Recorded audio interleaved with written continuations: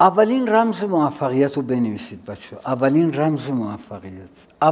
رمز موفقیت یک کلمه است به نام پذیرش یا اکسپتنس.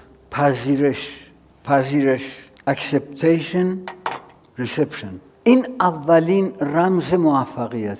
یعنی چی؟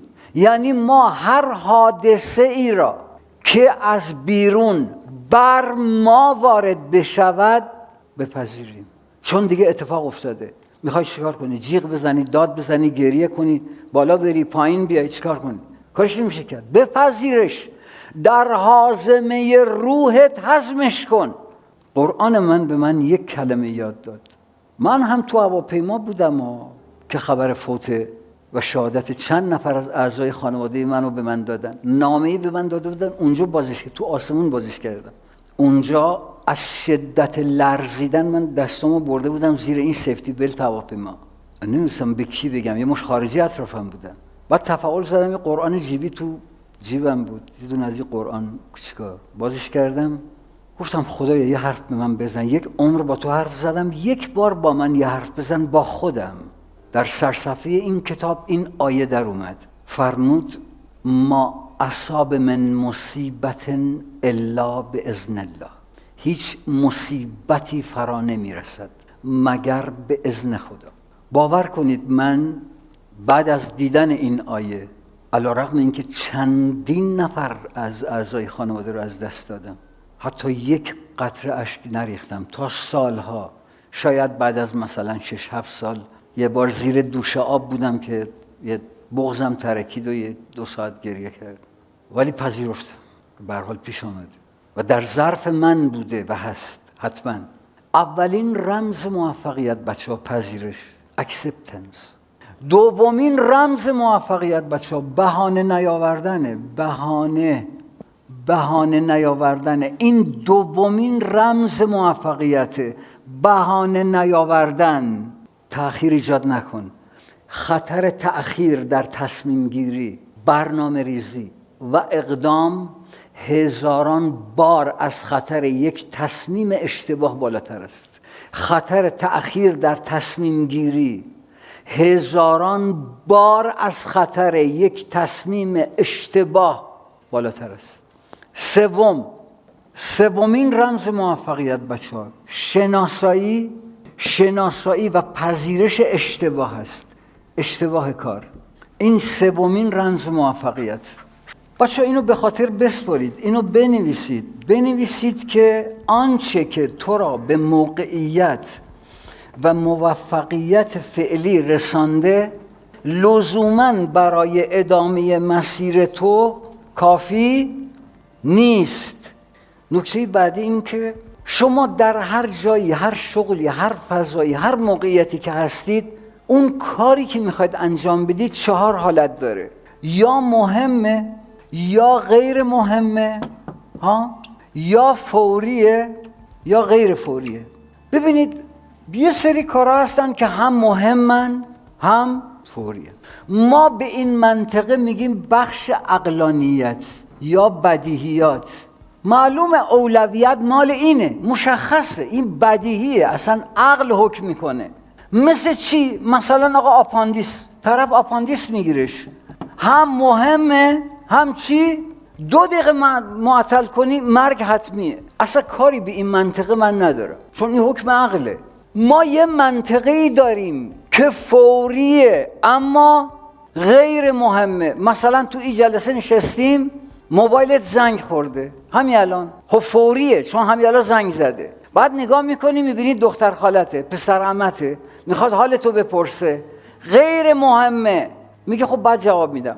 اگر کسی اومد اولویتو داد به این منطقه، وارد بخش بتالت شده. ما به این میگیم بتالت، وارد حوزه بتالت شده. یه عرصه ای داریم که نه مهمه و نه فوریه.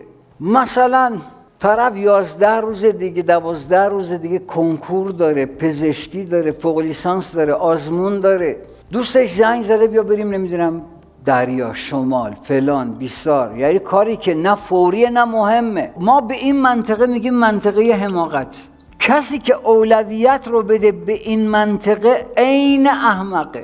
به اینم کاری ندارم. تمام حرف من با مسئولین، پرسنل، دستاندرکاران، کارگردانان ادارات و سازمان‌های ایران فقط روی این منطقه است. اینجا منطقه مهمه چی؟ غیر فوری، که ما به این منطقه میگیم منطقه ذکاوت و بصیرت.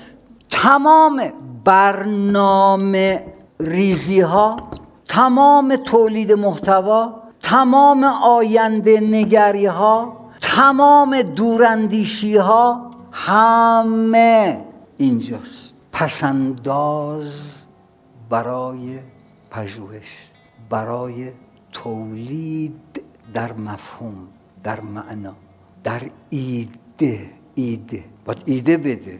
خب میدونید ما کجا گیریم؟ ما حالا بهتون میگم گیر ما تو این سالها کجا بوده. یه برنامه‌ریزی خوب داریم، یه برنامه‌ریزی بد داریم. کاری به برنامه‌ریزی خوب، اجرای خوب، این میشه موفقیت. اصلا کاری به این ندارم. این هیچ. برنامه‌ریزی بد و اجرای بد هم کاری هم به این ندارم.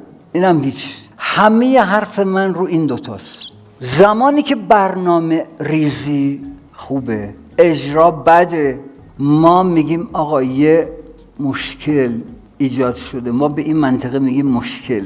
زمانی که برنامه ریزی بده اما اجرا خوبه، ما برای اینا آدرس داریم. ما به این میگیم ریسک. باورتون میشه ما از بعد از پایان جنگ الان 30 خورده سالی که تو منطقه بین ریسک و مشکل دائم داریم پرسه میزنیم. نیومدن وسط مثل مرد. کشور خودته، باید آبادش کنی، باید دل بسوزونی. بچه‌ها بنویسید شرط یادگیری درگیریه.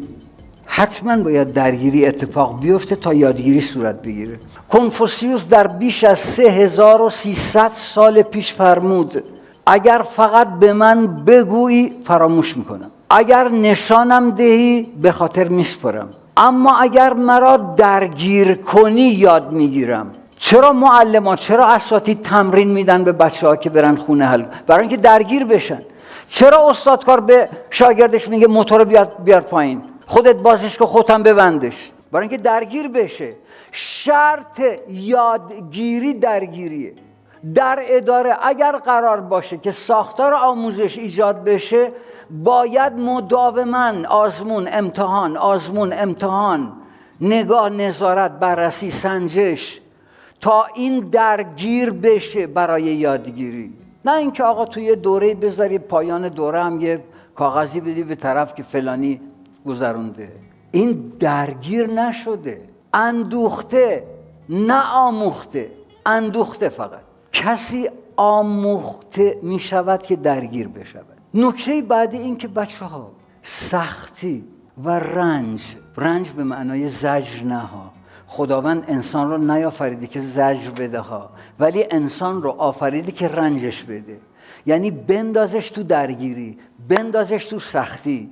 برای اینکه انسان یاد بگیره خدا درگیرش میکنه، اینقدر هی نبضش بالا پایین میکنه تا یاد بگیره. برای اینکه میخواد رشدش بده. اینکه حضرت فاطمه سلام الله علیها میگه که اللهم استعملنی لما خلقتنی له، خدایا منو توی فضایی به کار بگیر، منو طوری خرج کن که هدفت این بود که بیافرین. یعنی من اون شکلی که در مسیر آفرینش منو تو اون مسیر خرج کن، بر مبنای همون قصد و نظری که آفریدی منو خرجم کن. حالا آفرینشه که میگم منظورم فعل غاییه ها، نه فعل فاعلی. فعل فاعلی نداریم. میگه که آی دکتر خدا منظورش از آفرینش، مقصودش از آفرینش چیه؟ خدا اگه مقصود داشت که ناقص بود، اگه منظور داشت که ناقص بود، اگه هدف داشت که ناقص بود. چیزی که هدف داره، کسی که هدف داره ناقصه دیگه. این چیزی که میگم مربوط به فعل، نه مربوط به فاعل. نقص فاعلی رو نمیگم، نقص فعلیه. رشد دادن، آگاه شدن. بچه این گیلاسا رو دیدید که آویزونن؟ این گیلاسا رو دیدید آویزونن به درخت؟ این با یه شاخه بسیار باریک، با یک بند بسیار باریک وصل به این شاخه درخت. این گیلاسا خوب دقت کنید، آبی که از این درخت میگیره باعث تازگی گیلاس، آفتابی که میتابه باعث درخشندگی این گیلاس، بعد هوایی که میوزه باعث تراویدگی این گیلاس، بعد این گیلاس از این شاخه میفته زمین. رو زمین آب هست، آفتاب هم هست، هوا هم هست، ولی این آب باعث پژمردگی، آفتاب باعث پلاسیدگی، هوا باعث پوسیدگی، یعنی سه تاش هست. این شاخه عبودیت. من دوره راهنمایی که بودم از این فیلم‌های وسترن خوشم میومد. یه فیلم وسترنی رفتیم، این کلانتر با رفیقش تو بیابون داشتن میرفتن، درگیر این راهزنا شدن، این دزدای صحرایی. بعد پناه بردن پشت یه صخره، کلانتر خودش اسلحه نداشت، رفیقش اسلحه داشت، شروع کرد به تیراندازی کردن به راهزنا. کلانتر همینطور که نشسته بود پشت صخره به رفیقش گفت چه خبر؟ گفت کلانتر یه خبر خوب یه خبر بد. گفت اول خبر بد رو بده. گفت کلانتر فقط یه گلوله مونده. گفت خب خبر خوب. گفت هنوز یه گلوله مونده. اونقدر این دیالوگ منو تکان داد، اونجا من متوجه شدم همه مفاهیم جهان دوگونه است. مهم اینه که تو با چه سرمایه درونی اینو تعبیر کنی و معنا کنی. مهم تویی چگونه اینو تفسیر کنی. یه خبر خوب یه خبر بد، این دست خودتوه. هر دو نفر به یک شیشه خیره شدن، یکی زیبایی منظره رو میبینه، یکی کثیفی پنجره رو. این دست خودتوه. البته لزوما هر خبر خوبی خبر بد نیست، بسیاری خبر خوب ها همون خبر بد هم هست، ولی بعضی از خبر خوب با خبر بد خیلی. به هر حال میخوام بگم که بچه‌ها این دست خود شماست. شمع به کبریت گفت من از تو میترسم، تو قاتل منی. کبریت گفت از من نترس. شعله من به سنگ میگیره، به دیوار میگیره، به موزاییک میگیره، به کاشی میگیره، هیچ کاری نمیتونم بکنم. از اون نخی بترس که درون خودته، اون داره تو رو میسوزونه و از بین میبره. از اون انباره منفی که در وجود خودتون قرار داره، از اون بترسید.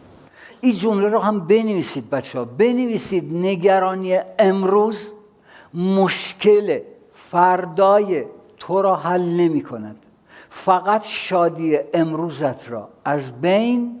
و بنویسید بزرگترین مصیبت ها آن دست مصیبت هایی است که هرگز اتفاق نمی افتد، فقط محصول توهم توه. توهمه. پنجمین کلید موفقیت یک کلمه است: صبر. صبر. کی میدونه فرق صبر با انتظار چیه؟ صبر یعنی چی؟ و طرف برای جواب دادن میگه خب میدونی یعنی که ما موقعی که صبر میکنیم مثلا اینطوری میشه. میگم خود صبر یعنی چی؟ صبر پذیرش گذر زمان است به امید شکوفایی در درون و انتظار پذیرش گذر زمان است به امید شکوفایی در بیرون، در بیرون از خودت. پنجمین رمز موفقیت: صبر. صبر. صبر. صبر.